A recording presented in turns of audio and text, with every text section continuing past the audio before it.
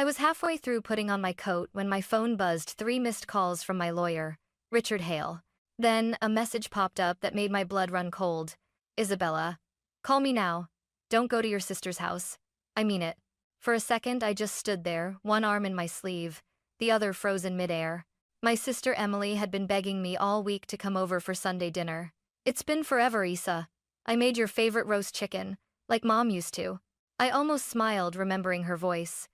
Almost, but now? Every word replayed like a warning I hadn't heard. I dialed Richard with shaking hands. He answered on the first ring. Where are you? At home. Why? Good. Lock your doors. I'm on my way. There's something you need to see. Something about your sister and your inheritance. And just like that, dinner turned into danger. 20 minutes later, Richard's car pulled up in front of my house. He didn't even bother with small talk when I opened the door. His expression was tight, the kind of look lawyers wear when they're about to deliver news that breaks something inside you. Isabella, he said, stepping inside. Please, sit down. He placed a heavy brown envelope on my kitchen table. I could feel my pulse pounding in my throat. What's going on? You're scaring me. He took a deep breath. 3 days ago, your sister, Emily, and her husband, Derek Roberts, filed a petition with the Court of Queen's Bench. They're asking to have you declared mentally incompetent. I blinked at him, trying to process the words. Declared? What? I laughed, short and shaky. Richard, that's ridiculous. I run a design business. I handle clients, deadlines, taxes. I'm fine. I know, he said quietly. But they're claiming you've been showing early signs of cognitive decline, confusion, forgetfulness, erratic judgment. They have documentation. He opened the envelope and spread out several papers, lining them up like evidence in a criminal case. These are signed affidavits. Your doctor's note from last winter, the one where you mentioned trouble sleeping. They're twisting it into a sign of neurological decline. And look here, he slid another sheet toward me. A statement from your neighbor saying you looked disoriented one morning taking out the trash. I stared at the papers, words blurring. That was the day I had the flu. I nearly fainted from fever. I know, he said again. But his tone carried that grave patience of someone who's seen this before. They're building a pattern. He turned his laptop toward me. Do you know how much your parents' old property is worth now? I hesitated. Maybe 2 million? Try 5. He clicked. The appraisal came through last month, $5.1 million, including the lake house. You inherited half of it after your parents passed. That's what this is about. My heart stopped for a beat. You're telling me Emily is trying to declare me insane just to take the estate? Richard's eyes met mine. Yes. If they win, they become your legal guardians. They'd control everything, your accounts, your house, even medical decisions. I sank into the chair, staring at the grain of the table we'd sanded ourselves, my hands trembling. Emily and I had eaten breakfast here last year, laughing over coffee. She used to say we'd always protect each other, I whispered, that we were the only family left. Richard's voice softened. Sometimes people change, Isabella, especially when money's involved. Outside, the first flakes of snow drifted past the window. Inside, I felt something colder settle in my chest, the realization that the person I trusted most was quietly trying to erase me. And for the first time in my life, I wasn't sure if blood really meant family. Richard pushed his glasses up the bridge of his nose and opened a folder on his laptop. You need to see this, he said. It's the financial statement they filed alongside the petition. The screen glowed with rows of numbers and debts. Emily and Derek, he continued, are drowning financially. They bought a new home in Aspen Ridge 3 years ago, 6 bedrooms, a pool, imported marble countertops. Mortgage, $720,000. Derek's eco-tech startup burned through $400,000 in losses. Their credit cards are maxed out and they're behind on property taxes. I stared at the numbers, my mind spinning. So they want my assets to fix their mistakes. He nodded grimly. They're arguing that you've become vulnerable since your parents died, that your emotional state affects your decision-making. They're framing this as protection, but what they're really protecting is their lifestyle. My voice cracked. She's my sister, Richard. She knows I've been careful with money. I didn't even buy a car until I was 40. I believe you, he said. but she's been collecting little moments, selective snapshots of normal forgetfulness. Every time you mixed up a date or misplaced your keys, she probably took note. I remembered the way Emily used to hover when I paid bills online last month. "You should let me help," she'd said sweetly. "Technology can be confusing." I'd laughed it off, thinking she was just being protective. Now that laughter felt naive. Richard tapped another file. "They even brought in your family doctor, Dr. Benson. He wrote a vague note about you, appearing distracted during an appointment last fall. That was when Mom's estate documents were still unresolved." I snapped. I was grieving, not confused. Richard exhaled. "I know. But in court, grief and incompetence can look dangerously similar on paper." Silence filled the kitchen. Only the hum of the refrigerator punctuated it. "So what do we do?" I finally asked. He leaned forward, his voice steady. "First, we prove you're of sound mind. I'll set up an independent psychiatric evaluation. Second, you'll start keeping a daily log appointments. Meals, conversations, anything that shows structure and awareness. Third," he hesitated, "you can't let Emily know we know. If she realizes, she might destroy evidence or rush the process." I swallowed hard.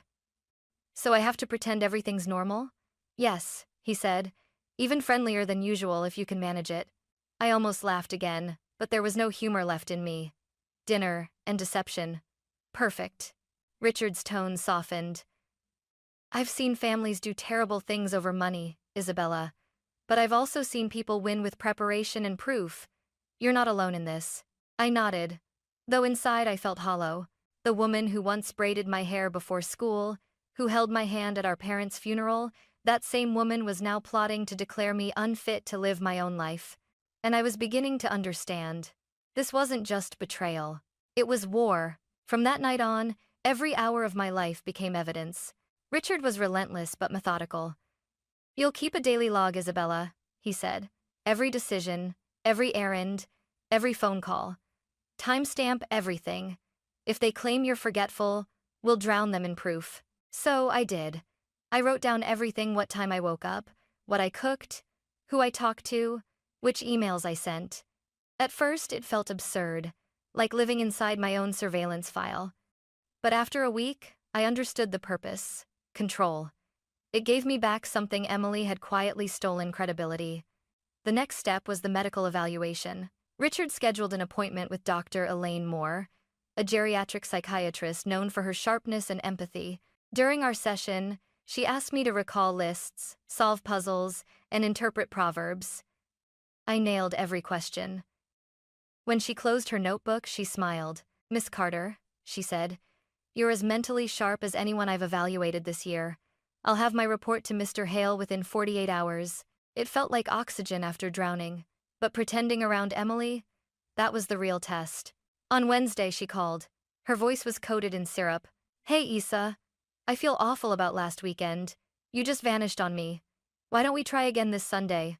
I'm making your favorite lasagna." I forced a light laugh. "That sounds nice." It's still getting stand in the room. Oh, and if you could bring those papers I asked about the estate documents, I'll help you sort them. You know how confusing legal stuff can be." My grip tightened around the phone. She was baiting me. "Sure," I said softly. "I'll see what I can find." When I hung up, I texted Richard immediately. "Isabella. She wants me to bring estate papers Sunday." "Richard, don't. That's a setup. They might film or record you acting confused. Keep pretending everything's fine." That night, I couldn't sleep. I kept replaying Emily's voice in my head, the warm tone that once comforted me when Mom died. Now it sounded rehearsed, poisoned with intent. I went through my photo albums, scrolling through pictures of us. 2 little girls at the lake house, covered in sand and sunshine. 2 teenagers whispering secrets under the covers. 2 women hugging at our parents' graveside. What happened to that sister? The one who promised, "We'll always take care of each other." A dull ache spread in my chest. Betrayal doesn't arrive with thunder. It creeps in quietly, smiling, calling you sis. I closed my journal that night and whispered to the empty room, "I won't let you take my life, Emily. Not my money, not my name, not my mind." Somewhere deep inside me, fear finally shifted, turning into something sharper. Determination. Friday night, as rain drummed softly against the windows, I heard a timid knock at my front door. When I opened it, I froze. Lily, my 15-year-old niece Emily's daughter, stood there, soaked and trembling, clutching her backpack like it was the only thing keeping her upright. Lily? What on earth? Please, Aunt Izzy, she whispered, glancing over her shoulder. Can I come in? They don't know I'm here. Her voice cracked on the last word. I ushered her inside, wrapped her in a blanket, and made her cocoa. She looked like a ghost of the bubbly kid who used to braid my hair and ask for art supplies every Christmas. After a long pause, she pulled out her phone. I know what Mom's doing. And you have to hear this. I frowned. Lily, what? She pressed play before I could finish. Emily's voice filled the kitchen. Once the court declares Isabella incompetent, we'll sell her condo and transfer her accounts to me. She won't even realize what's happening. Then Derek's voice followed, low and calculating. That'll pay off our debts and buy us time with the investors. After that, we can rebuild. And then Emily again, her tone sharp like a blade. She's had everything handed to her. It's about time it went to someone who deserves it. Lily's hands were shaking as she stopped the recording. I found Dad's tablet unlocked. They were talking about you like you weren't even a person. I know it's wrong, but I recorded it. For a moment, I couldn't speak. The world tilted, my breath stuck halfway between rage and heartbreak. Lily, I whispered, you just saved me. Tears welled in her eyes. I didn't want to betray Mom, but what she's doing, she's not the same person anymore. She talks about money all the time. It's like she hates you. I took her hand. You did the right thing, sweetheart. Sometimes doing the right thing feels wrong when it's someone we love. Created. I sent the file to Richard that night. He called back almost immediately. Isabella, he said, voice steady but tight. This changes everything. This isn't just a guardianship case now, it's fraud and financial exploitation. That recording is direct evidence. What do we do next? We file a counter-petition, he said. We're going to take this to court, and this time, they'll be the ones defending themselves. As I hung up, I looked at Lily, my niece, my new ally, the only innocent left in the wreckage Emily had created. Outside, thunder rolled across the city. But inside, I finally felt calm. For months, Emily had been writing the script to steal my life. Now, thanks to her own daughter, I finally had the ending. The morning of the hearing, the sky hung low and gray, a mirror of the storm inside me. Richard and I stood outside the courthouse, the marble steps slick from the night's rain. I clutched my folder of documents like armor, my heart pounding in my throat. Ready? Richard asked quietly. I nodded, even though my body trembled. As I'll ever be. Inside, the courtroom smelled of old wood and nerves. Emily sat across from me, her hair perfectly styled, her posture immaculate. She looked every bit the caring sister, the kind who just wanted to protect me. But when our eyes met, something flickered. Guilt? Fear? Or just calculation? Derek leaned toward her, whispering something. She didn't respond. When the judge, Honorable Marcia Caldwell, entered, everyone rose. Her expression was cool, unreadable, the kind of face that had seen every family lie imaginable. The bailiff called the case. Roberts v. Carter petition for guardianship. Emily's attorney, a sleek man in a navy suit, began. Your Honor, this is a heartbreaking case. My client, Mrs. Roberts, has spent months caring for her sister, who has shown alarming signs of cognitive decline. Mrs. Roberts only wishes to ensure her sister's safety and protect her finances before irreversible damage occurs. He gestured toward me as if I were a child who might wander off at any moment. Richard didn't move, didn't blink. He simply waited. The opposing lawyer continued, stacking their so-called evidence photographs, medical notes, receipts, witness statements. Here, Your Honor, you'll see Miss Carter appearing disoriented at a pharmacy. Here, she forgets her car keys at a restaurant. Here. That's enough, Judge Caldwell said sharply. We'll get to the defense soon. My chest tightened as she turned toward Richard. Mr. Hale? He stood, calm but burning with quiet conviction. Your Honor, this petition isn't about protection. It's about greed. Emily flinched. I'd like to submit an independent psychiatric evaluation conducted by Dr. Elaine Moore, Richard continued. The report states that Miss Carter shows no signs whatsoever of cognitive impairment. In fact, She tested well above average for her age group. The judge's brow arched. Is that so? Richard handed the report to the clerk. Furthermore, I'd like to present evidence that Mrs. Roberts and her husband are under severe financial distress, over $700,000 in mortgage debt, $400,000 lost in a failed business, and substantial unpaid taxes. I mean in the contents, the room murmured. Emily's lawyer stood abruptly. Your Honor, this is irrelevant. It's entirely relevant, Richard snapped, his voice ringing through the chamber. Because it explains motive. He let the silence stretch, then nodded to me. I reached into my folder with trembling hands and produced a small USB drive. Your Honor, Richard said, this is an audio recording provided by Mrs. Roberts' own daughter, 15-year-old Lily Roberts.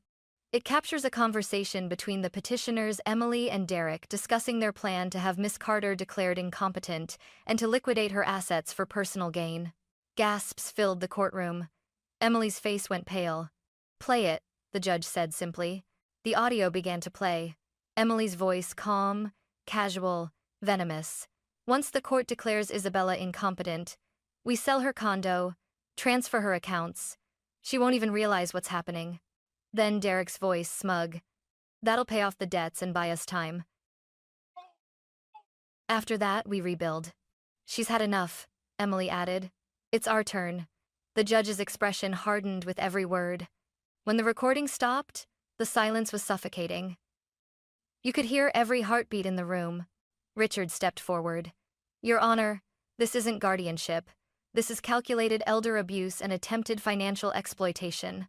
Emily's lawyer scrambled for footing. Your Honor, that recording was obtained without consent. This isn't a criminal trial, Judge Caldwell cut him off, and I find it very relevant to intent.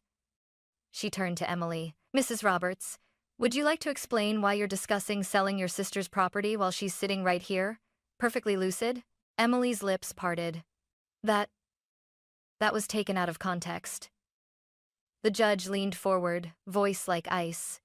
What possible context justifies planning to take your sister's home? Emily's silence was answer enough. Tears welled in my eyes, but not out of sadness. It was release the kind that comes when truth finally has oxygen. Judge Caldwell adjusted her glasses. This petition is not only dismissed, it is dismissed with prejudice. Mrs. Roberts and Mr. Roberts are hereby prohibited from contacting Miss Carter or approaching her residence within 100 meters for the next 2 years. Furthermore, I am referring this matter to the Crown Prosecution Service for potential charges of fraud and elder abuse. Legal costs incurred by Miss Carter will be paid by the petitioners. The gavel came down with a sharp crack that echoed through my bones. Emily buried her face in her hands. Derek stared at the floor. I exhaled shaky, disbelieving, free. Richard placed a hand on my shoulder. It's over, Isabella. But as I looked across the courtroom at my sister, the woman who once braided my hair, who once held my hand through grief, I realized something deeper. It wasn't over. Not really. Because the wounds left by family betrayal don't end with a verdict. They linger, they scar. And yet, standing there under the heavy silence of justice, I finally felt strong enough to start healing. When the gavel fell for the last time, the courtroom emptied quickly, everyone eager to escape the heaviness that had filled the air. But I stayed in my seat for a while, just listening to the silence. It was strange how victory could feel so hollow. Richard packed his files beside me. You did incredibly well, he said gently. You stayed calm, composed. The judge saw the truth. Did she? I whispered, my eyes fixed on the doorway where Emily had just disappeared. Because I still can't believe what the truth actually is. Outside, the cold air hit my lungs like ice. Reporters were already murmuring, court officers moving briskly around us, and then soft footsteps behind me. Aunt Izzy? Lily stood there, her face streaked with tears. I pulled her into a hug. She clung to me like she'd been holding her breath for days. I'm so sorry, she sobbed. I didn't mean for Mom to. I cut her off, pressing a hand against her cheek. No, Lily, you did the right thing. You were brave when the adults weren't. Don't ever apologize for that. Richard cleared his throat beside us. The judge's referral to prosecution is official. There'll likely be charges fraud, attempted exploitation. I'll handle the paperwork. I nodded numbly. And Emily? She'll face consequences, he said. But more than that, she'll face herself. That night, the house felt different. Quiet, but not lonely. I brewed tea and sat at the table where it had all begun, staring at the faint coffee ring Emily had left months ago. For a long time, I just let myself feel it all, the betrayal, the heartbreak, the exhaustion. When my phone buzzed, it was a text from Lily. Can I stay with you for a while? Dad's furious. I don't want to be there. I typed back before my mind could catch up. Pack a bag. You're home now. An hour later, she arrived with a single duffel bag and tear-swollen eyes. We didn't say much. I made her hot chocolate. She fell asleep on the couch, and for the first time in months, I slept peacefully too, because even though I'd lost a sister, I'd gained something purer. Family built not by blood but by truth. Weeks passed, and the house that had once felt like a battleground slowly turned into a home again. Lily's laughter filled the hallways in the mornings as she rushed to get ready for school. We cooked together in the evenings, watched old movies, and planted herbs in the backyard. The silence that used to echo between the walls now sounded like peace. One afternoon, she looked up from her homework and asked quietly, "Aunt Izzy, do you think you'll ever forgive her?" The question landed like a stone in my chest. I set my mug down and stared out the window. The last of the autumn leaves fluttered to the ground. Forgiveness, I said slowly, isn't about pretending it didn't happen. It's about deciding not to let what happened control you anymore. Lily nodded, her eyes glistening. I miss the way she used to be. Me too, I admitted softly. Your mom and I used to share everything. She was my best friend before she became my enemy. But sometimes love gets twisted when money is involved. People stop seeing faces, they see dollar signs. She didn't respond. She didn't have to. That weekend, Richard stopped by with a folder in his hand. I have the final paperwork, he said. Your estate is secure. The court officially closed the guardianship file.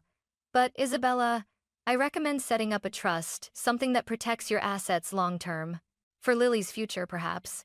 I smiled faintly. I already made up my mind. He raised an eyebrow. Oh? I want to create a trust in Lily's name, I said. For her education, her independence, everything she'll need to build her own life. She's the only one who stood up for the truth. Lily's eyes widened. Aunt Izzy, you don't have to. I want to, I interrupted, reaching over to squeeze her hand. You saved me, Lily. And more importantly, you reminded me that integrity still exists even in this family. Richard smiled, that rare, quiet smile of relief. Then, let's make it official. When he left, Lily and I sat together, surrounded by open books and half-eaten cookies. The world outside still carried the chill of betrayal, but inside these walls, warmth was returning. Trust wasn't something that could be rebuilt overnight. But for the first time, I believed it could be rebuilt at all. 6 months later, winter melted into spring, and the sharp edges of everything that had happened began to soften. Lily and I drove out to the lake house, the same one my parents had left to Emily and me, the same property she had tried to steal. The road wound between budding trees, sunlight spilling through like forgiveness. When we arrived, I parked by the old dock. The water shimmered in quiet ripples, reflecting the sky. Lily stepped beside me, her hair caught in the wind. Do you ever miss her? She asked. I took a long breath. Sometimes, I admitted. But I think I miss the idea of her more than the person she became. She looked down at the water. I used to think family meant loving someone no matter what. I will see, I smiled sadly. It means loving them without letting them destroy you. For a while, neither of us spoke. We just listened to the wind, the waves, the whisper of a world still turning after everything had fallen apart. Grandpa used to say this lake was where he felt closest to Grandma, I murmured. Now, I think I understand why. Peace doesn't come from who stays in your life. It comes from who doesn't take your peace away. Lily leaned against my shoulder. Do you think Mom will ever change? I looked at the horizon, the sun beginning to sink. Maybe. But that's her path, not ours. When we got home that evening, I walked through the doorway and paused. The same walls that once witnessed fear now carried laughter, warmth, and light. The same house my sister had tried to take from me was now a place of healing. Emily had tried to strip me of everything, my home, my dignity, my future. Instead, she'd revealed what could never be taken. Not my mind, not my worth, and not the love I chose to build. As Lily studied at the dining table, I poured us both tea and smiled. Family, I realized, wasn't about bloodlines or shared last names. It was about who showed up when the world turned against you. And sometimes, the truest family isn't the one you're born with, but the one that stays.